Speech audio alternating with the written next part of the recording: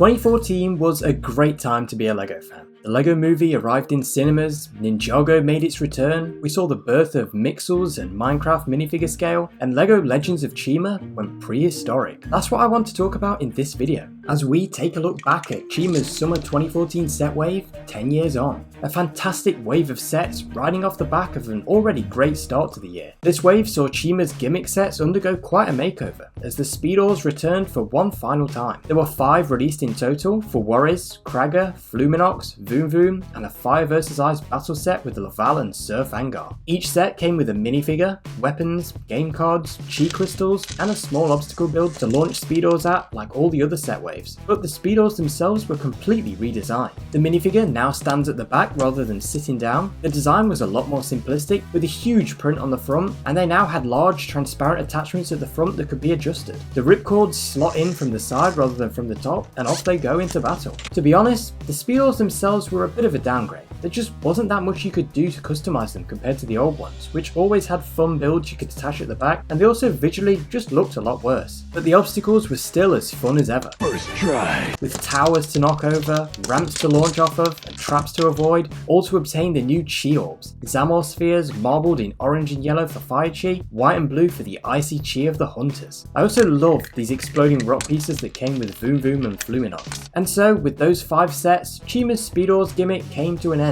It's a shame we never got one for the mammoths or the rhinos, but since there were 3 more sets that were unfortunately cancelled, it's likely there would have been some. As well as Speedorz, there was also the return of Ultra Builds, Chima's very own CCBS action figure line, representing chi powered up versions of characters from the regular sets. While the 2013 Ultra Build collection was a bit hit and miss, I genuinely don't think there's a single bad set to be found in 2014's version, which makes it all the more disappointing that they weren't released in America. Laval and Cragger got new fire chi power modes, while 5 new characters entered the mix: Mungus, Vardy, Fangar, Fluminox, and the mysterious Panthar. Instead of printed, or in Gorzan's case stickered chi harnesses, each character came with a new torso armor piece, with a physical chi orb that slots in like so. The fire heroes look striking with their golden armor and trans-orange elements giving them a warm glow. Laval has this awesome phoenix shield, while Cragger has blue eyes to show he's good now. Fluminox's wings are also a massive improvement on the 2013 wing design, and his huge bow integrates the Paraka Zamor launcher well. Then of course is Panthar, the mystery big cat with a map on his head, who would later be revealed as Tormak, burnt by stealing the map to the Firewing harnesses. The Ice Warriors are equally incredible, with trans-blue limbs, white fur, and powerful weapons. Mungus gets a huge club, though strangely the Ultra Build design matches better with his mother Maula than it does Mungus himself. Vardy's got this big saw weapon with flimsy wings on his back, and Fangar got his own staff weapon just like Fluminox, along with giant icy bones on his back and a long, tattered black cape. Just like Bionicle and Hero Factory set waves of old, there are also quite a few official combination models that could be made with these, with the instructions found at lego.com. Although now, if you want to build them yourself, you can find them easily on Brickset. As a whole collection, I think these were brilliant,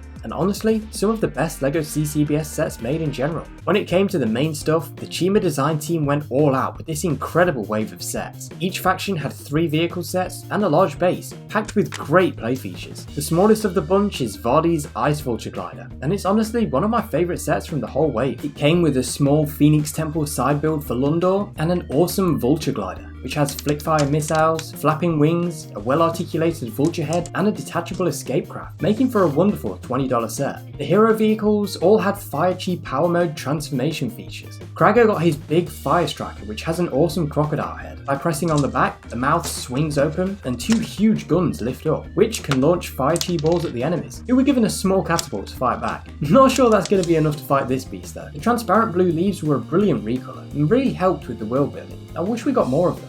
Eris's Fire Eagle Flyer swoops into its attack mode like so, positioning spring-loaded missiles to be fired off and swinging its claws out like a real eagle. This was one of the 4 sets to include this ice piece as part of a small side build. The piece was designed to hold a minifigure like so, trapping Legravis for Eris to come and rescue him. Again, it's another great piece that I wish we got more of. Laval's Fire Lion was the biggest of the bunch, a giant lion tank that transforms like so, which you can then swing back down to attack enemies with those giant paws. There are flickfire missile cannons hands over the shoulder, and also flames shooting out the back of the head. This also included Chima's first and only big fig, Mungus the mammoth. All of these vehicles contained a new fire chi crystal, the original piece recolored in orange. Back with the villains, and Sir Fangar had his Sabre-tooth walker, a large saber-tooth tiger designed vehicle with shoulder mounted missiles, an opening jaw, and an escape bike on top, which you could roll down the ramp like so for stealth or to go out on patrol. The face maybe looks a little rodent-like, but it's still a worthy vehicle for the Sabre-tooth king. The mammoth stomper is even more impressive though, easily a highlight of the entire year. It was a stroke of genius to design this thing like an AT-AT from Star Wars, but with a Chima twist. With icy blue legs that can be fully articulated, an opening ribcage to hold lots of minifigures inside, including a prison cell at the back, and even a removable jet sat on top. The mammoth head at the front makes great use of CCBS joints for its long trunk, which has a blaster at the end, and I love the tusks which can also be positioned however you like. This really was one of the best Chima vehicles ever made, perfectly fitted to the real life animal much like Cragger's command ship and Gorzan's gorilla striker.